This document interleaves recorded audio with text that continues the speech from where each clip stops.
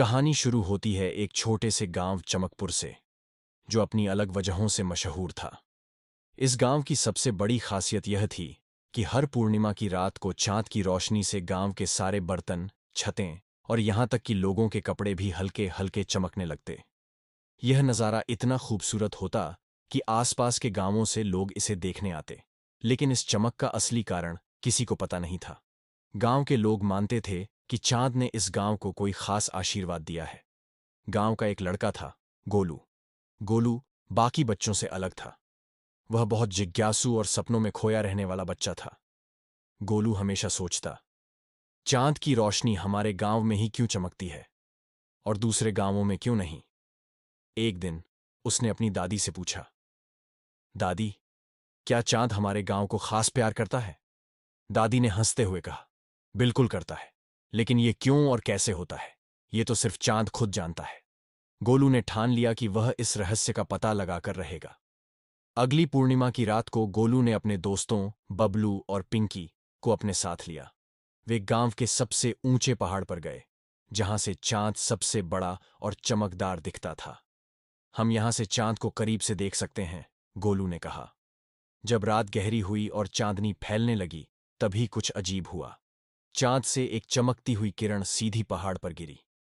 उस किरण के गिरते ही एक अद्भुत जादुई दरवाजा पहाड़ की चोटी पर प्रकट हो गया। तीनों दोस्तों ने हिम्मत जुटाई और दरवाजे के भीतर चले गए। अंदर की दुनिया बिल्कुल अलग थी। वहां हर चीज चांद की रोशनी से बनी हुई थी। पेड़, फूल, नदी, सब कुछ चांदी की तरह चमक रहा था। तभी उनके सामने एक बुजुर्ग औरत प्रकट हुई, जिनकी आंखें चांद जैसी चमक रही थीं। मैं हूं चंद्रमई, चांद की रक्षक। तुम यहां क्यों आए हो? गोलू ने हिम्मत करके कहा। हम जानना चाहते हैं कि हमारे गांव को चांद की रोशनी क्यों मिलती है। इसका रहस्य क्या है? चंद्रमई ने एक गहरी सांस ली और कहा, तुम्हारा गांव साधारण नहीं है। बहुत पहले चांद ने धरती पर एक बूंद गिराई थी। वह बूंद उसी जगह पर गिरी जहां आज तुम्हारा गांव है। उस बूंद में चांद की शक्ति छुपी हुई थी, इसीलिए तुम्हारा गांव रोशनी से भर जाता है। लेकिन लेकिन क्या?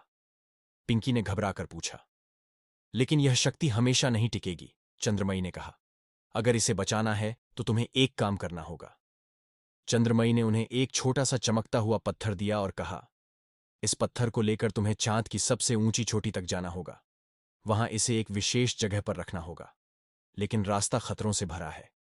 अगर तुम हार गए तो तुम्हारे गांव की चमक हमेशा के लिए खत्म हो जाएगी। गोलू, बबलू और पिंकी ने एक दूसरे की ओर देखा और साहस जुटाकर कहा, हम तैयार हैं। तीनों ने अपना सफर शुरू किया। रास्ते में उन्हें कई कठिनाइयों का सामना करना पड़ा। पहला संकट, एक गहरी खाई आई, जिसे पार करना मुश्किल था। गोलू ने अपनी चतुराई से पास पड़े लट्ठों को जोड़कर एक पुल बनाया। दूसरा संकट, एक बर्फीला तूफान आया। पिंकी ने अपनी दादी के सिखाए मंत्र से खुद को और अपने दोस्तों को बचाया। तीसरा संकट, एक बड़ा दैत्य जो चांद का पहरेदार था, उनके रास्ते में आ गया। बबलू ने अपने खाने के डिब्बे से दैत्य को लड्डू खिलाए, जिससे वह खुश होकर रास्ता छोड़ गया।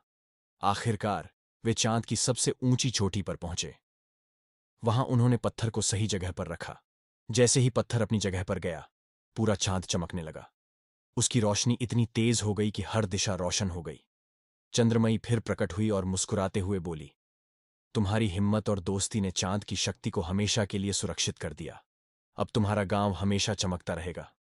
तीनों दोस्तों ने गांव लौटकर यह कहानी सबको सुनाई। लोग गोलू, बबलू और पिंकी को असली हीरो मानने लगे। अब हर पूर्णिमा की रात को गांव के लोग चांद की तरफ देखते और उसकी रोशनी का आनंद लेते। और इस तरह चांद और उसकी जादुई रोशनी ने गोलू और उसके दोस्तों को एक ऐसा सबक दिया जिसे वे कभी नहीं भूले, कि साहस, दोस्ती और निस्वार्थता से कुछ भी हासिल किया जा सकता है।